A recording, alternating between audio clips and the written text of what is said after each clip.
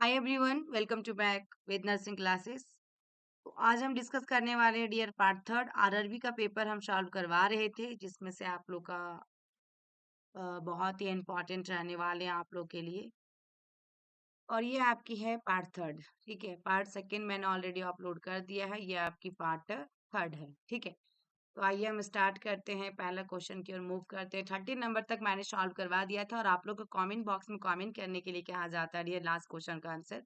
तो आप लोग जरूर बताएं, और साथ में यदि आपको वीडियो अच्छी लगी तो लाइक करके शेयर करके कमेंट करना ना भूलेगा आप कहाँ से मेरी वीडियो को वॉच कर रहे हैं। ठीक है, आइए हम स्टार्ट करते हैं। और यदि इग्नू का क्लास लेना चाहते हैं, post basic BSc nursing, post BSc का, एमएससी नर्सिंग का, तो हमारे यहाँ क्लासेस स्टार्ट हो चुकी है 2026 के लिए। देखिए, लास्ट क्वेश्चन में आपका ये दिया गया था कि the symptoms of elephantiasis is chronic obstructive lesion is seen after years from the onset of the first acute attack, जो होगा तो लगभग लगभग आपका 10 से 15 साल यानी 8 से 10 साल लगभग रहता है। तो राइट आंसर आपका ऑप्शन इसमें जाएगा डी। कौन सा जाएगा? डी।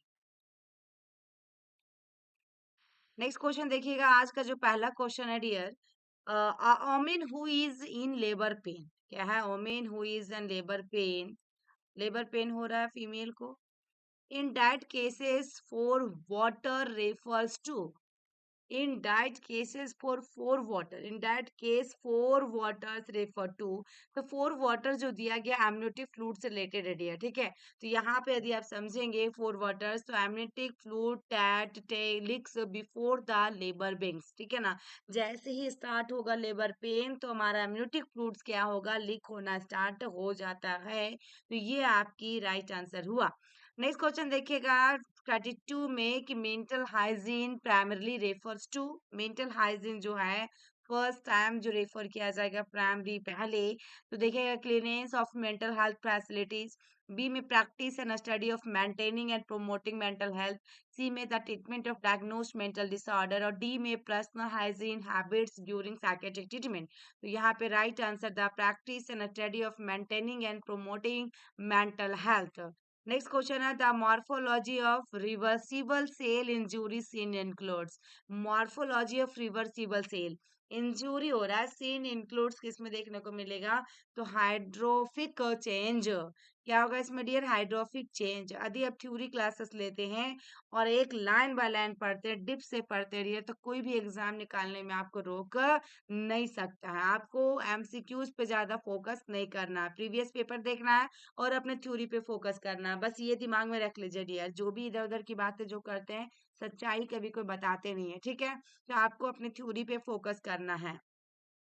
नेक्स्ट है patient complains of severe chest pain. आपके पास आया है पेशेंट और कंप्लेन कर रहा है सीवियर चेस्ट पेन का, not relieve by rest. Rest करने के बाद भी उनको रिलीफ नहीं मिल रहा है, पोजीशन चेंज भी हो रहा है, यूनाइटेड एडमिनिस्ट्रेशन किए जा रहे। These symptoms indicates patient in suffering from. काफी सिंपल क्वेश्चन है, काफी सिंपल क्वेश्चन है कि ना आपका नॉक्चुरल एंजीना होगा, या स्टेबल एंजीना होगा, या मायोकार्डियल इंफेक्शन होगा, या अनस्टेबल एंजीना होगा। तो यहाँ पे राइट आंसर आपका मायोकार्डियल इंफेक्शन होगा।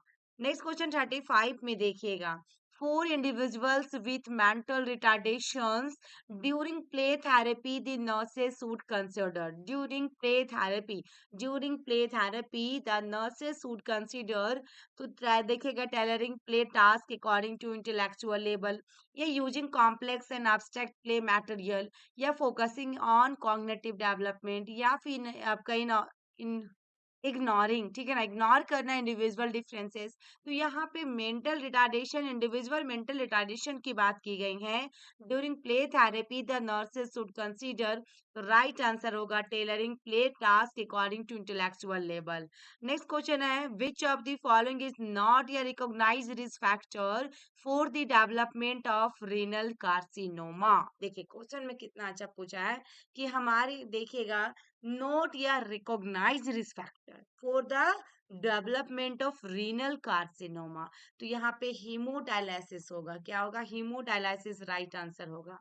37 नंबर क्वेश्चन देखिए, the effect of single dose आपका triamterene last for how many hours. Single dose जो ट्राई एमिटेरेंस का जो दिया जा रहा है, तो last for how many hours, कितने घंटे के लिए होगा? तो इफेक्टिव की बात करें, इफेक्ट जो हो रहा है प्रभाव, तो राइट आंसर इसमें 12 to 16 आवर्स, ठीक है। 37 number, 38 number, which drug is use for treatment of anaemia associated with renal failure. आप देखिए डियर, ये सब जो क्वेश्चन है ना फार्माकोलॉजी का है, तो आपके आरआरबी में जो क्वेश्चन पूछे जाएंगे सभी सब्जेक्ट से, ईच एंड एवरी सब्जेक्ट जितना आपने जीएनएम में पढ़ा है। तो जीएनएम में तो मैनेजमेंट रिसर्च तो पढ़े भी नहीं है, फिर भी यहाँ से क्वेश्चन दे देता है। कुछ कुछ चीजें ऐसी, कुछ कुछ सब्जेक्ट ऐसे जो आपने जीएनएम में टच भी नहीं किया, फिर भी आपके एग्जाम में दे रहा है, ठीक है। तो यहाँ पे anaemia associated with renal failure है, साथ में रीनल फेलियर भी है, तो इसके लिए एरिथ्रोपोइटिन ड्रग जो होगा सबसे अच्छी होगी, एरिथ्रोपोइटिन दिया जाएगा। जननी सुरक्षा योजना is safe motherhood intervention under, थोड़ा बहुत भी जो पढ़े होंगे रडियर अच्छा मार्क्स उठाए होंगे।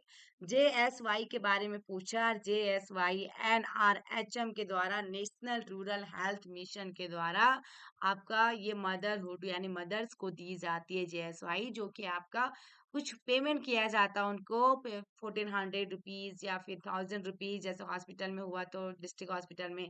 तो ये सब चीजें उसमें आपकी सुविधाएं दी गई हैं जिससे हमारा इंस्टीट्यूशनल डिलीवरी बढ़ सके। नेक्स्ट क्वेश्चन देखिएगा डियर, क्या है कि individual with blood group is associated with या higher risk of developing gastric carcinoma. Question देखिएगा, इंडिविजुअल विथ ब्लड ग्रुप, ठीक है, एसोसिएटेड विथ हाई रिस्क हो रहा ऑफ डेवलपिंग गैस्ट्रिक कार्सिनोमा।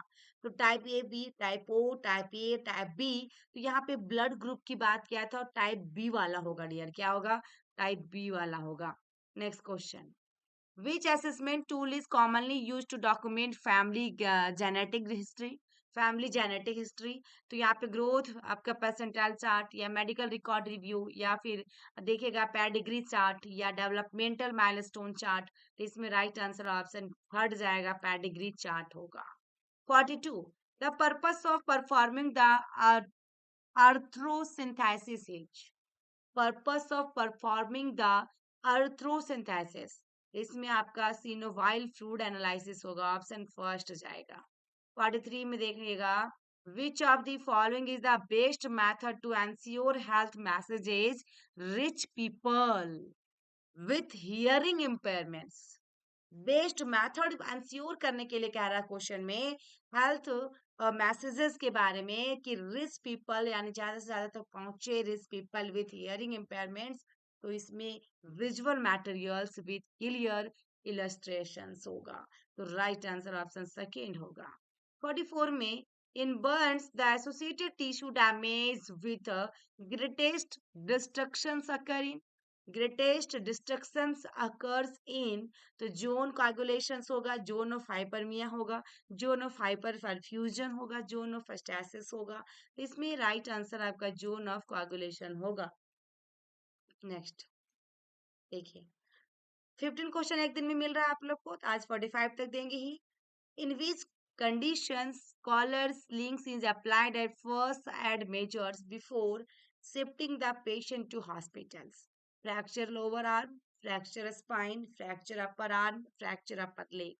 तो राइट आंसर इसमें देखिएगा जो होगा फ्रैक्चर अपर आर्म, ठीक है।